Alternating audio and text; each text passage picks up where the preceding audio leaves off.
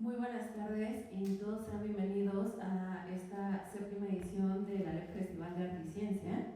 Esta ya es una de nuestras jornadas pues, más avanzadas, ya llevamos varios días de festival y quiero dar la bienvenida a todos los integrantes de esta hermosísima mesa que seguramente va a tener reflexiones maravillosas y profundas.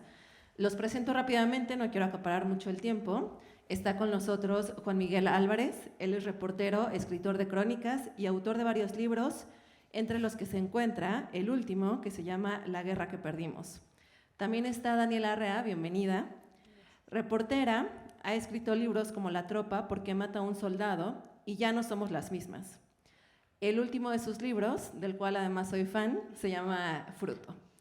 Y quien va a moderar esta mesa es Elisa, Carla Morales, Elisa.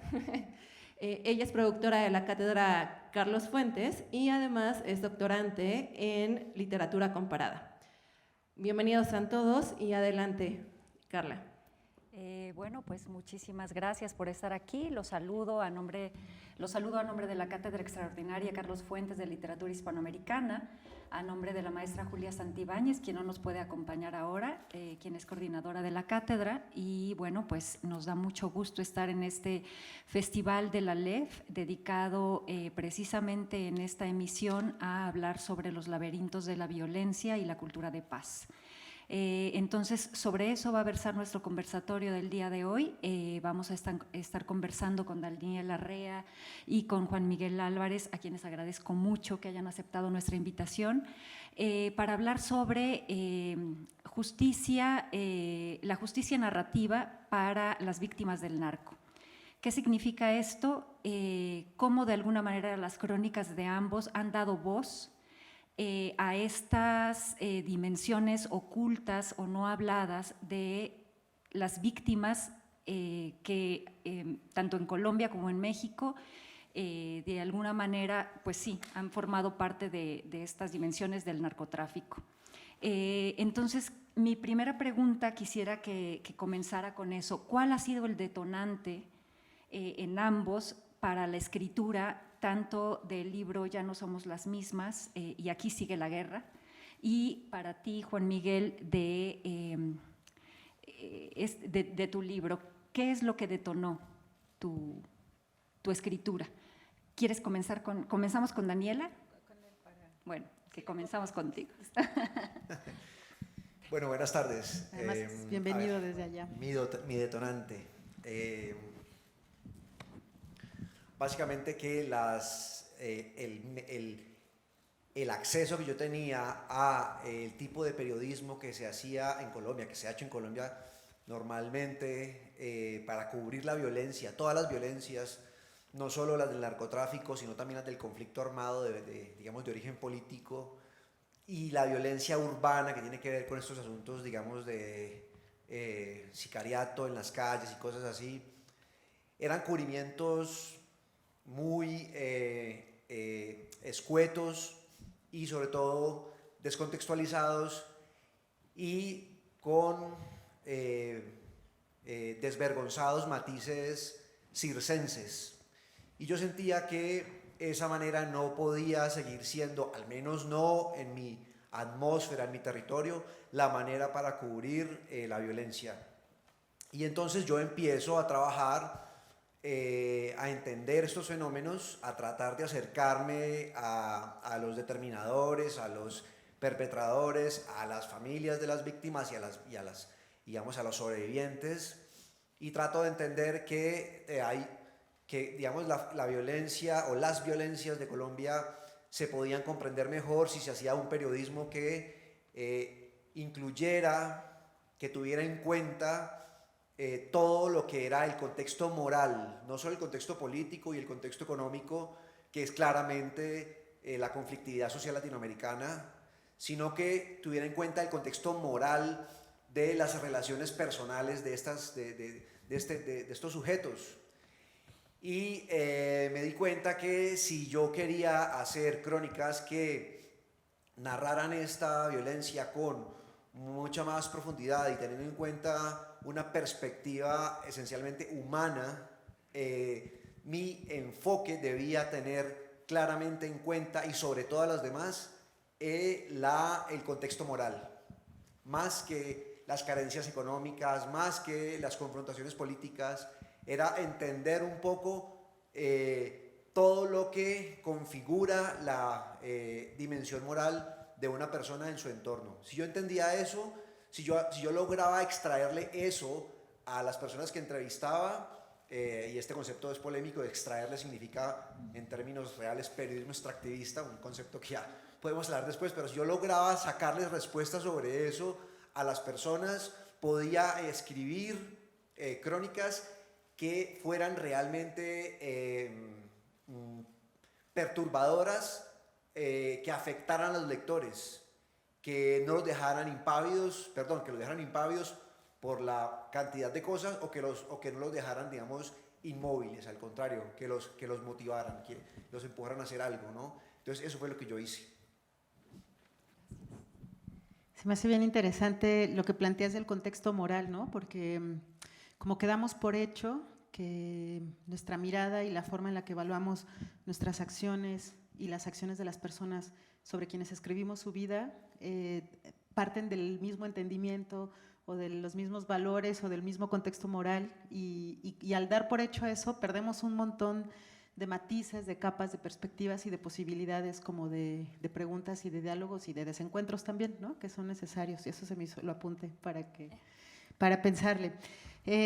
Híjole, que me gusta mucho esta pregunta porque justo en particular este trabajo de Ya no somos las mismas y aquí sigue la guerra es un libro que surge de un proyecto periodístico previo que varias compañeras, ahí dice reporteras, poetas, académicas, artistas, documentalistas, fotógrafas, escritoras, investigadoras, como desde distintas áreas.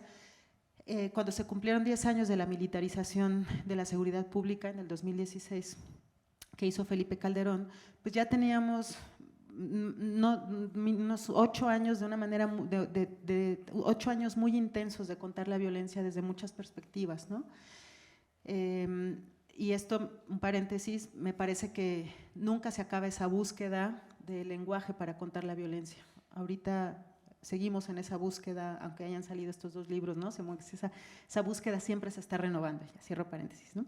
Entonces, cuando estábamos en esa primera década, cuando se cumplía esa primera década, como que siempre pasa al menos desde el periodismo, ¿y cómo vamos cuál va a ser el producto periodístico que vamos a hacer como para hablar de esa temporalidad, ¿no? Los 10 años de la guerra contra el narco. Y una cosa que platicamos nosotras, casi todas mujeres, fue que entendimos, porque estaba ya filtrándose al discurso y a la violencia evidente del narco y del Estado criminal, se estaba empezando a filtrar también la palabra desde los feminismos distintos, ¿no? Entonces, porque no necesariamente están vinculados y no necesariamente dialogan, pero entonces como que en esa época empezaba a brotar simultáneamente un discurso que nos hacía mirar en qué estaba pasando con nosotras las mujeres, y nos dimos cuenta que sea cual sea la violencia, siempre decanta en el cuerpo de las mujeres. Y lo veíamos porque en nuestra experiencia cotidiana, si detenían a un sicario, quien iba a las cárceles todos los días eran las mujeres. Si desaparecían a una hija o a un hijo, quien salía a buscar eran las mujeres, quien eran las mujeres. Entonces, eso para nosotras fue un punto de partida súper importante, y mientras pensábamos eso, revisamos el trabajo justo que se había hecho en Colombia. Este libro está muy inspirado por el trabajo que se hizo en Colombia. Uno de ellos es un libro que me prestó, me regaló, no sé, pero ahí lo tengo, si es que te lo tengo que regalar, que regresar. Pablo, mi querido amigo, compañero, amigo, trajo de Colombia por esas fechas el libro Hilando Fino, de María Victoria Uribe, que ella escribe en ese libro, se enfoca justo cómo las mujeres viven y se cuentan y se explican esa violencia, ¿no? Estaba por esas épocas también el recién publicado en español el trabajo de Svetlana Alexievich, y estaba también, que le daba mucho valor y reconocimiento a algo que aquí ya se empezaba como a demeritar, que era el periodismo testimonial, por decirlo de alguna manera. El trabajo de Svetlana como que otra vez le da impulso. Es que luego también el periodismo pasa por modas, ¿no? Entonces el periodismo narrativo, el periodismo de datos, el periodismo… Bueno, entonces en esa época el periodismo testimonial ya estaba como medio choteado aquí. Ese trabajo le da un soporte importante y nos inspira mucho, además del trabajo de Victoria, un libro que salió en Colombia, que era algo así como 100 mujeres, no recuerdo, pero era un documento académico que tuvo la particularidad de que quienes lo impulsaron buscaron a mujeres de las propias comunidades, estuvieron teniendo talleres para que ellas levantaran el testimonio de sus mismas vecinas, compañeras, de cómo habían vivido todos estos años de violencia, ¿no? Entonces, muy permeadas por eso, dijimos, vamos a contar esta guerra desde el cuerpo de las mujeres. Y bueno, así es, eso es lo que detona este libro. Nos agarra a nosotras con 10 años de chamba, muy cansadas, también divididas, ¿no? También confrontadas entre nosotras como periodistas, agotadas, deprimidas, tristes, etcétera, etcétera. Y también con muchas dudas del sentido que tenía seguir contando estas historias otro año más. Entonces, puedo decir que este libro, pues es un libro como falible, como tembloroso. Si ustedes leen la primera parte, que es una carta que escribimos todas en conjunto, pues habla de ese no saber muy bien por qué, para qué, pero de querer seguir ahí. Habla también de nuestros caminos que fueron encontrándose, después que se dividieron, porque es parte de las consecuencias de cubrir estos temas. Y fue muy bonito como en ese sentido el reencuentro. Y la intención de este libro que surge de esa pregunta de cómo vamos a seguir contando esta violencia, finalmente fue poder contar esta violencia desde el cuerpo de mujeres y al mismo tiempo permitir que el cuerpo de las mujeres hablara y nos enseñara las muchísimas formas. Ya no me gusta usar la palabra resistir porque pareciera que resistir siempre es como en plan combate, pero no, de responder a esa violencia, ¿no? De responder con actos tan simples y tan cotidianos que queríamos posicionarlos y que tuvieran un sentido político, como abrazar, acompañar, sostener, cuidar, amar, escuchar. Y ese fue el impulso. Y seguramente, si nos volvemos a encontrar en unos años, habrán otras cosas que siguen motivando esta búsqueda de lenguaje para poder contar la violencia. Gracias, Daniela. Bueno, ambos libros tienen relatos fuertísimos que conducen de alguna manera a una sensación de expiación de culpas que ni siquiera son nuestras, pero que de alguna manera están presentes como en nuestro imaginario social y en nuestra vida cotidiana también. Lo escuchamos en las noticias todo lo que está ocurriendo en México y también lo que hemos escuchado de Colombia. Ahora en la mañana Juan Miguel platicaba con los estudiantes del CCH Sur.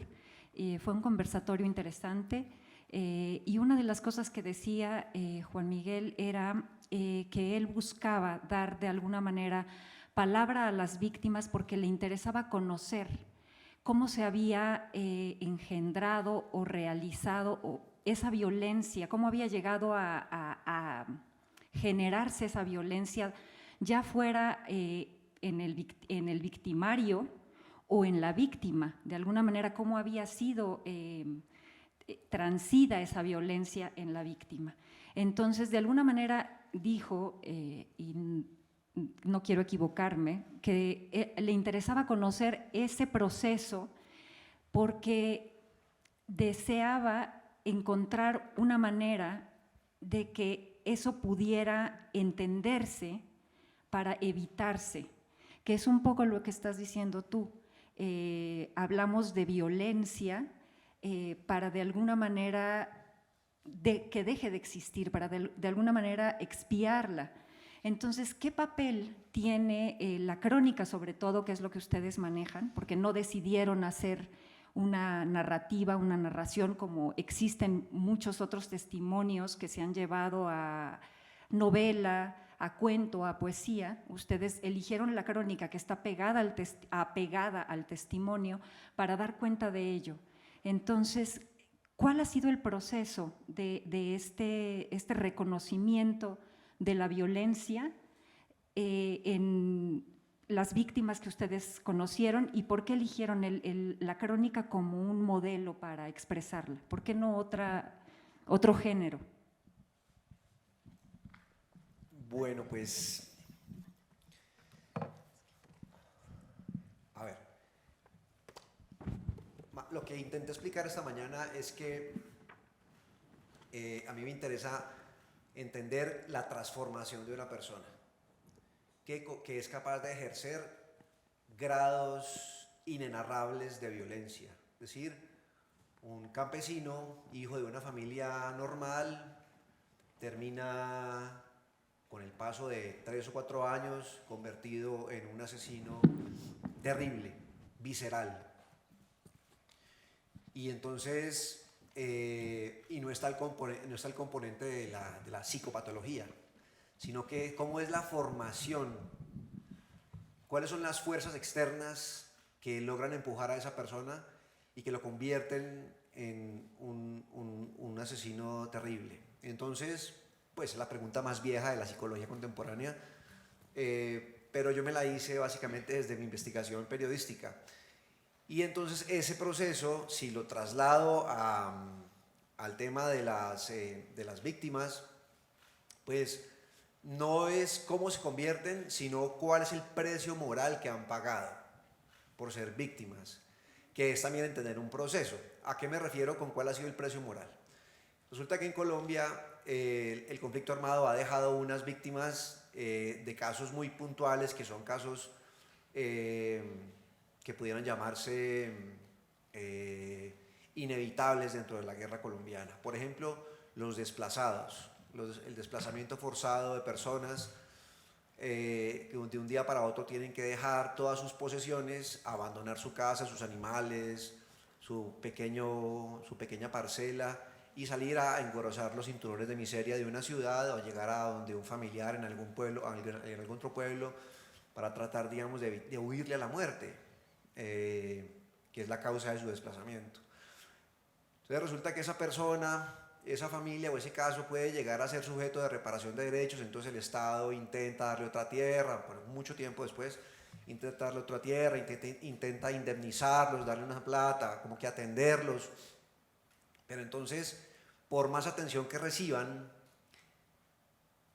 nunca van a recuperar la sensación de arraigo o el valor del arraigo de lo que tenían en lo que perdieron. Eso es el precio moral, el costo moral de la guerra. Y ese proceso es un proceso mental. Cuando uno le pregunta a una persona, bueno, usted fue desplazada, usted lo perdió todo.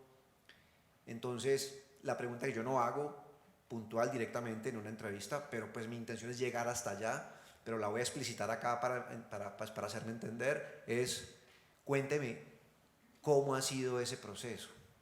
Eso, una pregunta que no hago, es antiestratégica en una conversación, pero es básicamente lo que necesito encontrar, y es cómo ha sido el proceso en el que esta persona asume la pérdida de lo que era el valor de su familia, que era la tierra, que era su posesión, que era eran sus medios de trabajo, la pérdida de todo eso obligada por la violencia, o sea, la desposesión a la fuerza de lo que era lo suyo, esa desposesión, cómo se acepta, cómo la viven a lo largo de un tiempo, y finalmente cuando empiezan a recibir algo, atención de parte del Estado, eso que reciben, cómo no llega a reemplazar lo que tenían. Entonces los desplazados terminan viviendo con el roto emocional de lo que perdieron, irrecuperable, y más al mismo lado, y paralelo a eso, digamos, el gozo de como una nueva posesión. Pero esa nueva posesión no les va a reemplazar nunca lo que les quitaron, porque los quitaron era su arraigo.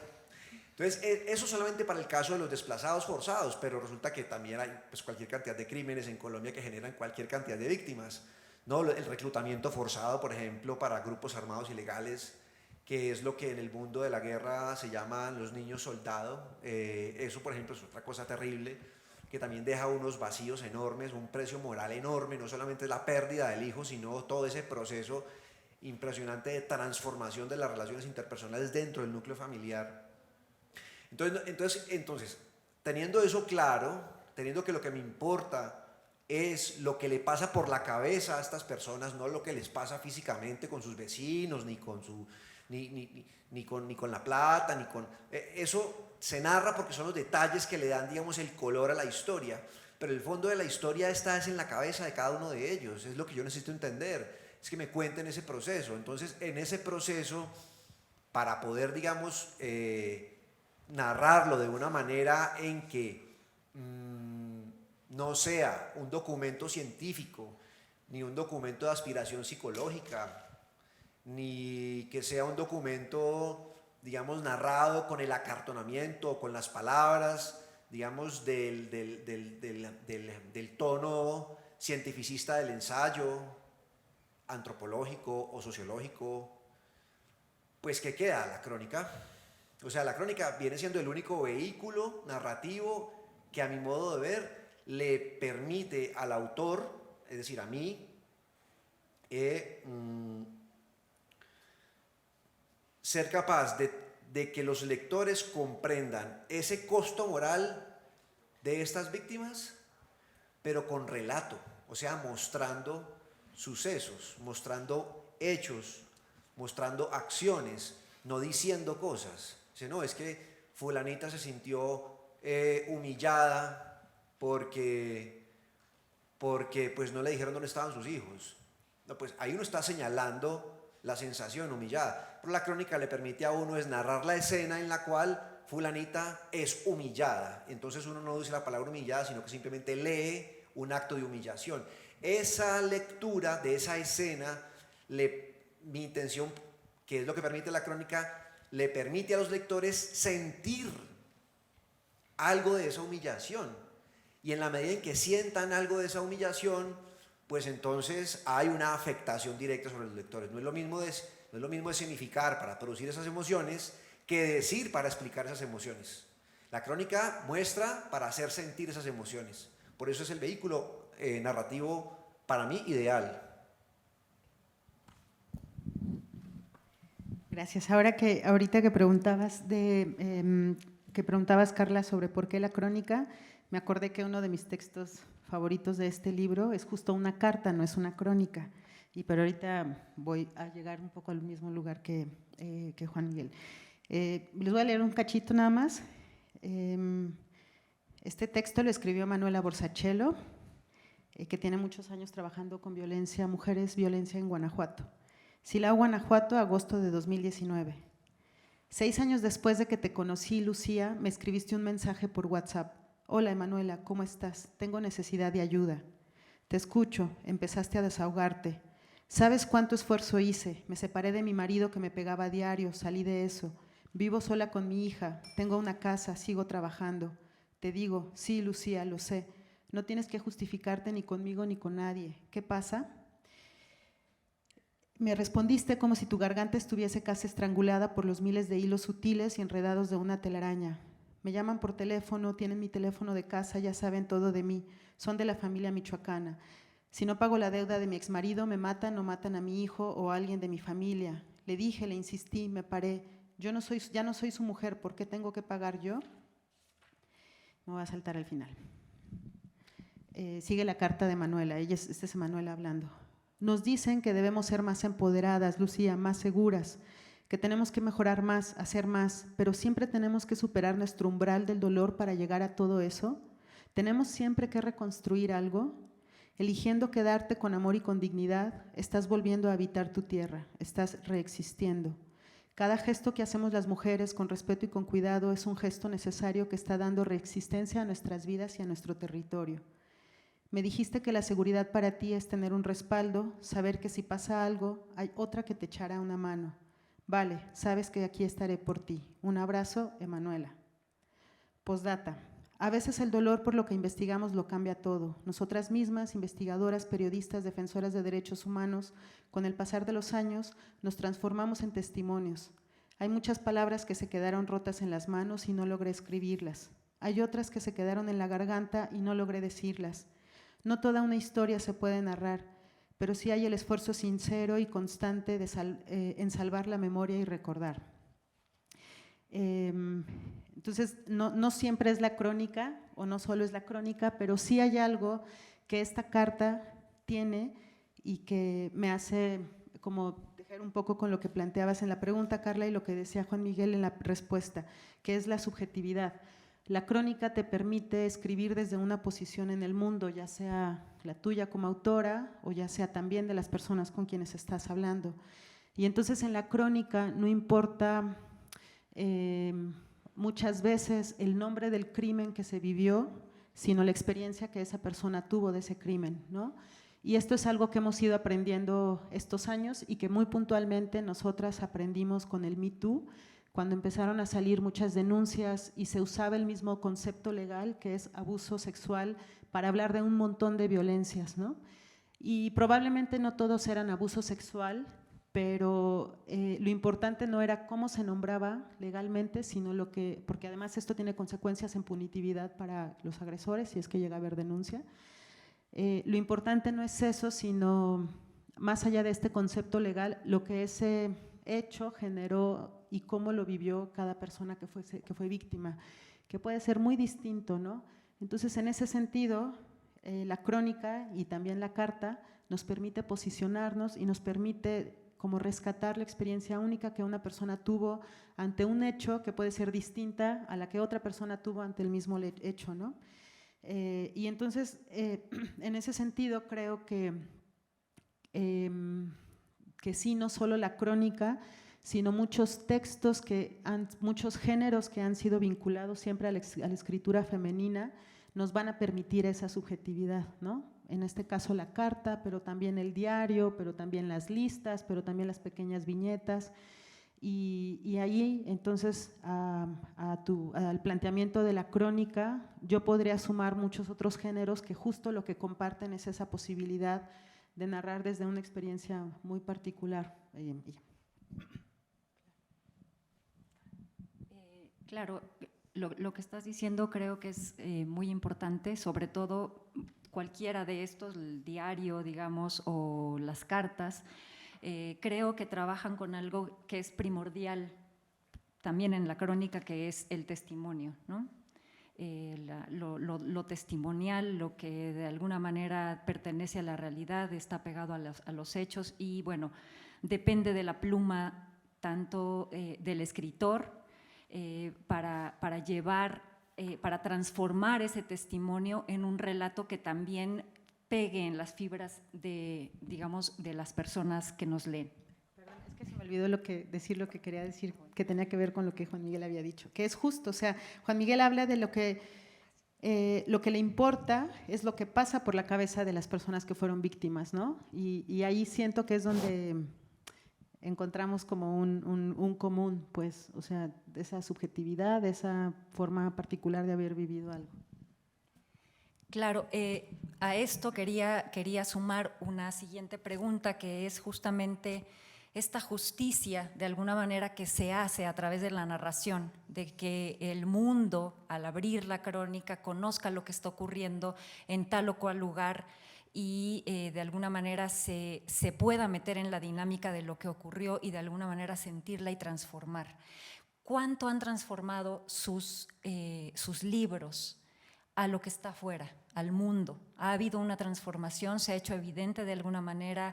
¿El público de alguna manera les ha dicho en algún momento alguna cuestión que les haga saber que esa justicia narrativa se está dando, que está transformando el afuera, que a partir de su relato y de lo que escribieron hay un eco afuera que de alguna manera está creciendo en conciencia?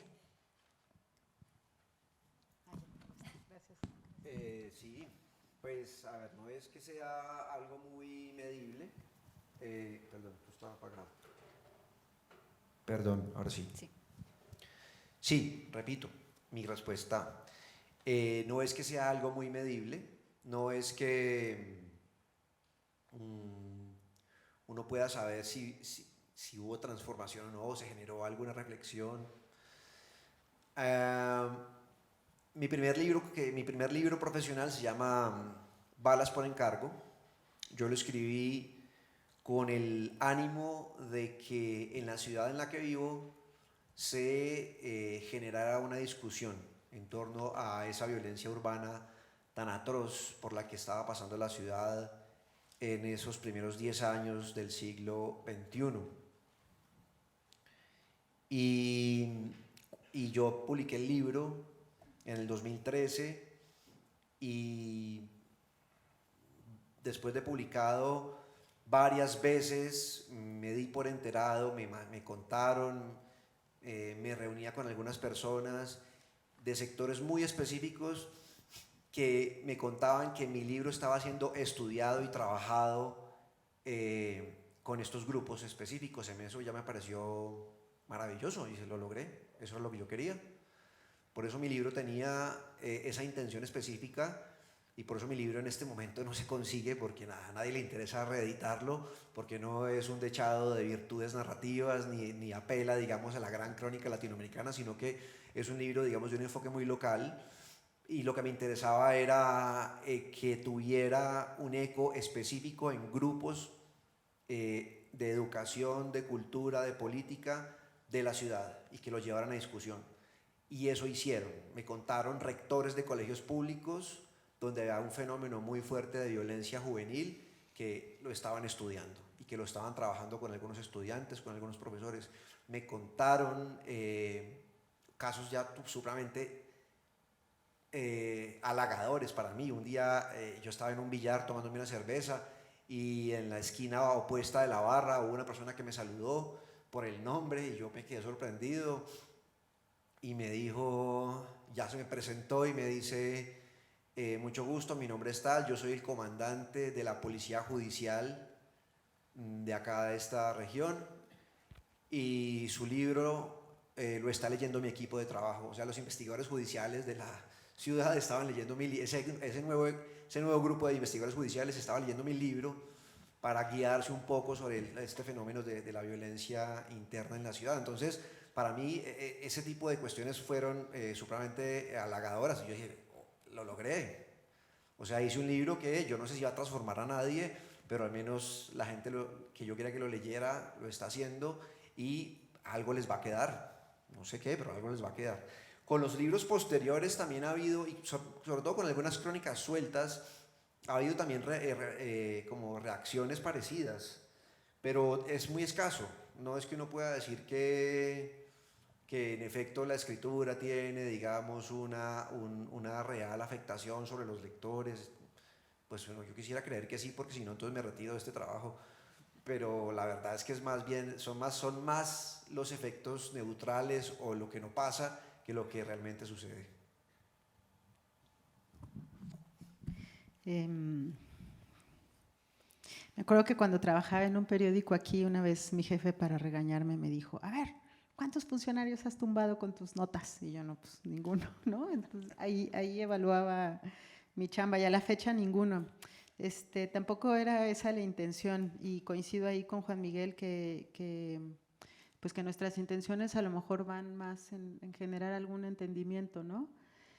Y bueno, sí ha habido, a ver, creo que cosas en las que el trabajo que hemos hecho ha tenido algún significado para alguien, por ejemplo, como en la posibilidad de nombrar algo, ¿no? Eso, en la posibilidad de poder decir, yo también me sentí así, o no estoy tan sola, o no soy la única, o eso como de alguna forma. Otra, también ha habido como el libro de la tropa, por ejemplo, se usó un poco en alguna universidad para hacer análisis de violencia, pero más allá de ese análisis académico, a mí lo que me hizo, como que lo que sí me significó mucho fue una pregunta a la que llegó un lector que era, ok, bueno, entonces, de hecho no una lectora, una amiga nuestra muy querida, Nayeli García, que es editora en la revista de la universidad, cuando ella leyó La Tropa, como que la pregunta que dijo es que claro, o sea, lo que queremos es que los soldados desobedezcan las órdenes de matar, ¿no? Pero ¿cómo los vamos a convocar a esa desobediencia? O sea, ¿qué tenemos que hacer nosotros para que puedan desobedecer? ¿Qué tenemos que construir socialmente para que puedan decir no a una orden de torturar, de matar, de extorsionar, de desaparecer? Y bueno, fue una cosa chiquita en el sentido de que no derivó en una política pública, pero me pareció muy relevante llegar a esa pregunta, porque sobre todo es una pregunta que nos involucra a nosotras como sociedad, a nosotros como sociedad. Y también ha habido, o sea, el planteamiento de la justicia se me hace muy grande, ¿no? Incluso poniéndole el apellido de justicia narrativa, porque como decía Leti, mamá de Roy, ¿qué puede ser justo, ¿no? O sea, ¿qué puede reparar el daño? Y pensé en esto cuando Juan Miguel hablaba del arraigo, de la pérdida para siempre del arraigo. O sea, ¿qué puede ser justo? Siquiera, ¿qué puede reparar el daño cuando el daño ha sido tan profundo? Y a lo mejor lo que ha posibilitado ha sido una cosa muy sencilla, que es poder transmitir que su dolor le importa a alguien, ¿no? Que su dolor les importa a alguien. Y eso no cambia el mundo, eso no acaba con las muertes, eso no genera política pública, pero bueno, es lo que alcanza también, o sea, es lo que ha alcanzado con este trabajo, ¿no? Y también ha pasado que el impacto del trabajo en las personas concretas de las que estamos escribiendo no siempre es positivo, o sea, no siempre hay una sensación de acompañamiento, no siempre hay un agradecimiento, no siempre hay un sentirse honradas. También ha habido como quiebres por lo que implica ver desde lejos su historia, ¿no? Y lo que implica ser consciente de lo brutal que ha sido el daño. Y ahí, pues, no ayudamos, o sea, digamos, no, nuestra escritura no fue un apapacho, ¿no? Ni fue una reivindicación. Nuestra escritura fue un mirar de frente la violencia brutal que han vivido y no quererse reconocer en ella, porque ¿quién querría reconocerse en eso, no? Entonces, ahí no sé si no debimos haberlo hecho, si debimos hacerlo de otra manera, si hay que regresar después y cómo, en fin. Bueno, para concluir y darle paso al público para que pueda preguntarles a los dos, a mí me gustaría cerrar, digamos, como a modo de conclusión, con alguna reflexión de ustedes sobre cómo podríamos construir una cultura de paz, que también de eso se trata este festival, una cultura de paz. ¿Cómo se podría construir en Colombia, en México, una cultura de paz? Esa es como la pregunta de Miss Universo, ¿no? De, ay, ¿qué digo? Está difícil. Sí, con la diferencia que aquí puedo responder, no tengo la menor idea. Sí. Pues no sé, o sea, esta pregunta me la han hecho varias veces de diferentes maneras, pero siempre lleva como a la misma sin salida. Y es que no se me ocurre de qué manera seremos capaces en mi país de lograr que el grueso de la gente abandone o desestime el asesinato como la mejor forma de reivindicarse sus carencias. Yo la verdad no entiendo, yo he tratado de echarle cabeza a esto desde hace mucho tiempo y claro, se me ocurren respuestas larguísimas pues que sí, que todo el mundo la sabe, pues entonces hay que trabajar desde la educación, hay que trabajar desde la familia, cualquiera sea el concepto de familia que exista, hay que trabajar desde, digamos, los, comillas, profundos valores de la sociedad contemporánea, cierro comillas, y en fin, yo la verdad, pues sí, la carreta es la misma, pero yo no sé, y lo digo en serio, no sé me ocurre.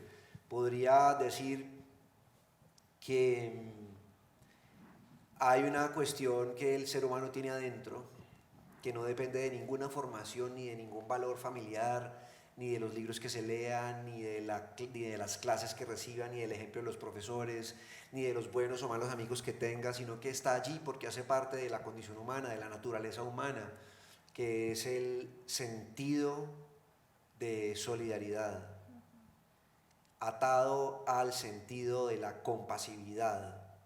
Cuando digo compasividad, quiero alejarlo de la palabra compasión, que tiene ese origen, digamos, tan religioso. Y estos dos sentidos, pero sobre todo el sentido de la solidaridad, implica es que a mí me importa el otro, así no lo conozca, porque me importa, porque somos humanos. Y hay una novela que a mí me dejó estupefacto, que es La carretera, de Cormac McCarthy. Cuando yo me leí ese libro, en principio me parecía como, digamos, súper barroco por todo el libro era súper barroco por una cantidad de escenas muy grotescas y un relato muy vertiginoso, y pues en ese estilo de Cormac McCarthy tan colorido, y era un libro como que yo me estaba leyendo así al rompe, como que no quería más, pero bueno, sigamos. Cuando llegó a la parte final y esa novela se deshace cuando una persona que es una mujer, madre de familia, encuentra a un niño, al niño que ha perdido a su padre, que el padre muere, en una playa solo, y el niño lo único que hace es una escena de defensa porque el papá le ha metido en la cabeza que se le iban a comer, que iban por él, y la mujer le dice: ¿estás bien? Qué bueno, estábamos preocupados por ti. Entonces esto era una sociedad apocalíptica en la que nadie le importa a nadie, sino que están luchando porque se van a comer los unos a los otros, porque no hay nada que comer, en donde la violencia es absurda, donde no hay ningún código político de nada.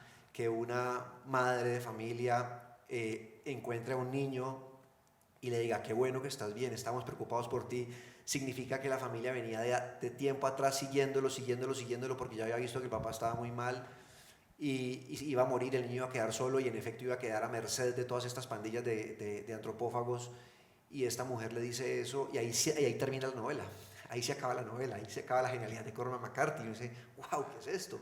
Es decir, en medio de las condiciones más atroces de la sociedad humana, cuando no queda ni un solo código político, cuando no queda ningún tratado de cordialidad, cuando no queda ningún vestigio de formación religiosa, suponiendo que la formación religiosa permite, digamos, la cordialidad o el trato humano, cuando no queda ni un solo código de comportamiento que le permita respetar la vida al otro, hay gente que de todos modos tiene adentro el sentido de solidaridad, porque no depende de nada externo, porque está dentro de uno, hace parte de la naturaleza humana. Yo creo que si nosotros como sociedad en Colombia, finalmente en América Latina, somos capaces de aflorar, dejar que aflore mucho más este sentido de solidaridad, es claramente las sociedades van a ser mucho más vivibles, menos violentas, más humanas. Sí, yo coincido con Juan Miguel en el punto en varios puntos. Me acuerdo cuando empezamos a cubrir aquí en México el Movimiento por la Paz con Justicia y Dignidad en el año 2011, y que se hablaba de la paz como un objetivo, ¿no? Y a mí me dejaba un poco como en un callejón sin salida ese planteamiento de la paz, porque lo veía tan lejos, incluso y luego con Justicia y Dignidad, bueno, también no habría de otra manera de que fuera, ¿no? Pero me parecía abismal, o sea, más que darme caminos o posibilidades, el planteamiento me avasallaba y me dejaba como completamente paralizada de decir: puta, ¿cómo, no? Y después me puse a leer un libro que me compartió mi amiga Sara Uribe, que se llama El cadáver del enemigo, de un italiano, creo que no me acuerdo su nombre, y él hace un recorrido histórico de cómo se han tratado los cuerpos de los enemigos desde hace no sé cuántos años, ¿no? Y me acuerdo qué horrible lo que voy a decir, pero me acuerdo un poco la calma que me dio cuando leí que en el año, no sé, hace 500 años, en no sé qué lugar del planeta, unas personas habían jugado fútbol con la cabeza de un hombre, porque dije, bueno, no somos el peor momento de la humanidad, o sea, no somos las peores generaciones que han habitado la Tierra, y eso de alguna forma me tranquilizó, y en el sentido de que, sí, pues de que no somos lo peor que le ha pasado al mundo, ¿no? Y muchos años después regresé a este entendimiento platicando con Rafa Mondragón, que es otro maestro muy querido de filológicas de aquí de la universidad, en donde yo le decía, Rafa, es que cómo le puedo, o sea, soy una nube oscura y sobre la vida de mis hijas, ¿no? O sea, no me siento capaz de contarles una vida posible a las niñas. Y entonces él me dijo algo que era, sí, me dijo algo que voy a parafrasear, que tenía que ver con tu presente, o sea, tu catastrofismo no es el de, o sea, no, lo que tú ves como catastrófico en este momento de tu vida es el presente de ellas. O sea, lo que tú ves como el momento más terrible de la humanidad y el catastrofismo sin horizonte de tu vida, en realidad para ellas es su vida, es decir, es su posibilidad entera, ¿no? Y no puedes quitarles eso. Entonces entendí también que cada generación ha vivido sus propios fines del mundo y ha vivido sus propios momentos más terribles de la humanidad, y aún así cada generación tras cada generación renovamos la promesa de la vida, y por eso estamos aquí después de la Guerra Fría, y por eso la Guerra Fría estuvo aquí, después de la, no sé qué hubo antes, la Segunda Guerra Mundial, etcétera, etcétera, ¿no? Entonces, a lo que voy es que esa pregunta de la paz es muy grande y a mí me hace temblar, y también creo que ayuda a pensar en otras preguntas, y si no tenemos otras preguntas, ayuda en extender y cambiar la temporalidad con la cual estamos contando nuestra historia. Si contamos nuestra historia en un periodo de 1000 años, pues es una historia la que se cuenta. Si contamos nuestra historia en un periodo de 10 años, es otra historia la que estamos contando. Entonces, me parece que de vez en cuando vale la pena relativizar nuestra presencia y darnos cuenta que no somos lo peor que le ha pasado a la Tierra, porque yo no puedo con eso, ¿no? Y eso en relación a la pregunta y a lo grande y a lo abismal que puede hacer para mí la pregunta por la paz. Porque sí, me deja sin respuestas, ¿no? Y creo que en este presente que tenemos, y después de haber entrevistado a soldados, torturadores, a chavos que han sido sicarios, a personas que han sido víctimas, creo que lo que más tiene para mí sentido es algo que decía Juan Miguel, o sea, saber que mi vida le importa a alguien, ¿no? Eso yo creo que es chiquito, es poquito, pero creo que es una forma en la que generas un vínculo. Y cuando tú generas un vínculo, no, creo que de alguna forma, no sé, el egoísmo o tu entendimiento de tu vida en el mundo toma otra dimensión. Y entonces yo creo que podríamos empezar por eso, ¿no? O sea, por pensar en lo relevante que es la vida de cada persona y en hacer evidente la importancia que de la vida de cada persona que hay en el mundo. Y bueno, si todo esto falta un panel entero de política pública y promesas de gobierno. Bueno, le damos la palabra a ustedes. No tenemos demasiado tiempo, pero una pregunta, quien quisiera. Adelante.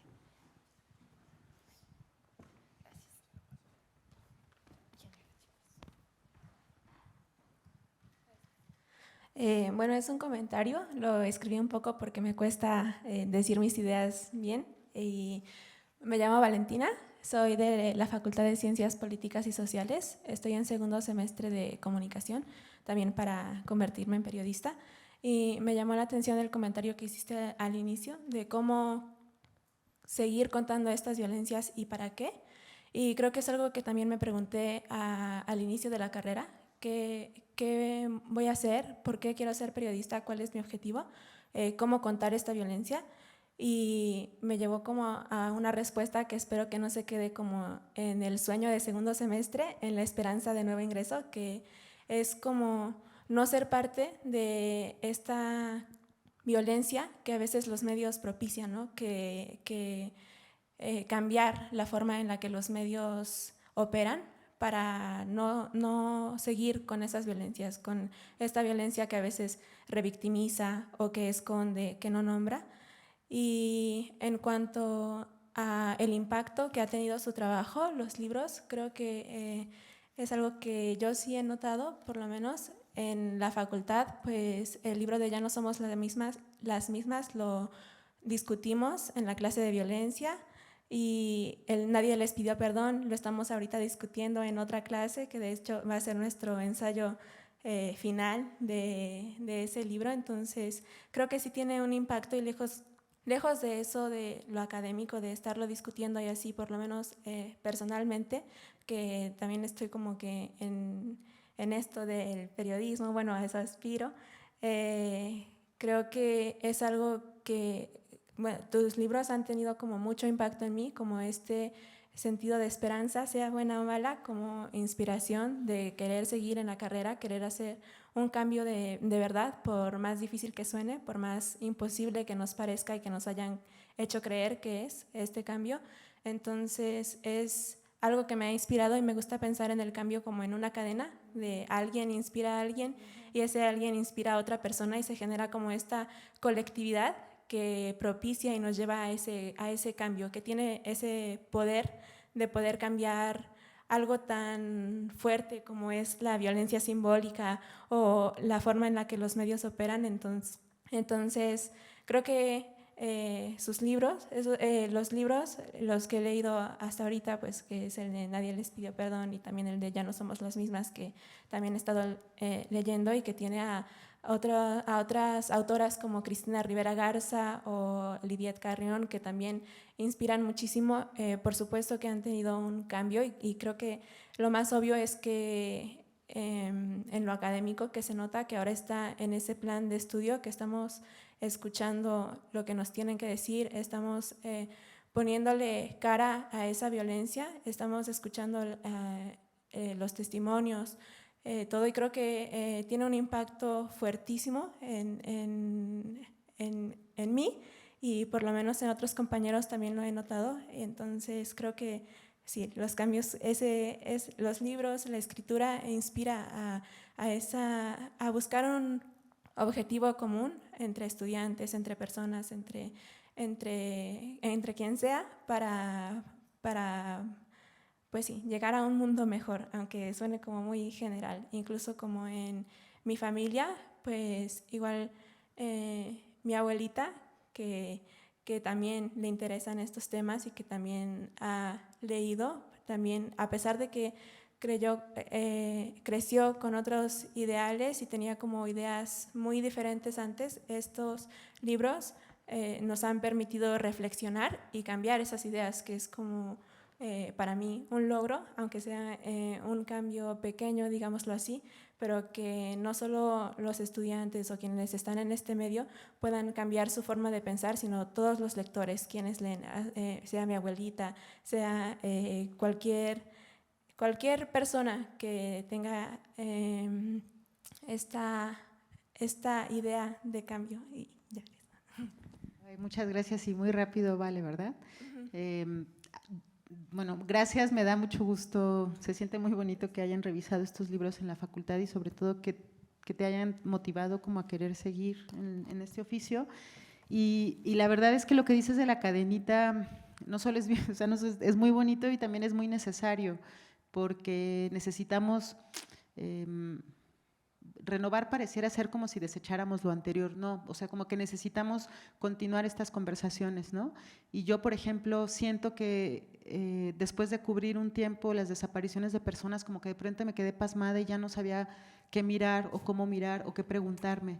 Y el trabajo que hacen más jóvenes o desde otro lugar como que refresca o replantea esas preguntas y hace que esas conversaciones sigan vivas.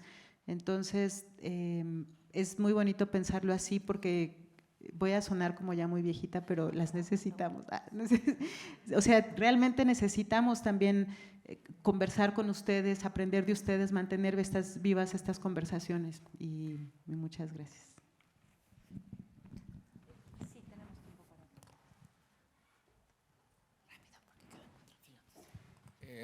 Hola, buenas tardes. Soy Eduardo y primero un comentario y quería, creo que son muy modestos al pensar en que sus escritos no colaboran, porque más allá de cómo reparas o cómo haces sentir a esa persona que fue víctima, creo que a través de relatos, escritura, quienes se dedican incluso a dar clases y todo esto, con una persona que sensibilicen en un tema, creo que estamos haciendo un trabajo distinto. Y mi pregunta es, si no soy del medio de la comunicación, no soy periodista, más bien, bueno, el punto es que vengo de las ciencias sociales, ¿Quién pero soy? relaciones internacionales. Pero bueno, mi pregunta más bien era si es a través de la crónica, hablando como de este medio de esta herramienta de la que mencionan, si es ella la que permite que no haya una… ¿O dónde está el límite con el amarillismo? Y lo pregunto porque durante mucho tiempo en este país, no sé, estoy pensando en el sexenio de Felipe Calderón, que todas las noticias eran diario descabezados, pum, pum, o sea, todo el tiempo era violencia sistemática. Cuando llega Enrique Peña Nieto, un poco bajó la narrativa y la emisión del medio. No era que no hubiera, sino que yo creo que la línea era, le bajamos para que crean que algo hicimos. Y entonces ahorita vuelve a haber no sé, yo me percibo a veces ya como asustado. Perdón. Entonces solamente eso, si era el límite del amarillismo, la crónica. Gracias. ¿Quieres contestar, Miguel? Sí, nada más. Voy a cerrar la programación de la televisión y, bueno, les agradecemos muchísimo a todo nuestro público en las redes, en TV UNAM, por haber estado en este conversatorio. Agradecemos a Juan Miguel Álvarez y a Daniel Arrea por su presencia aquí.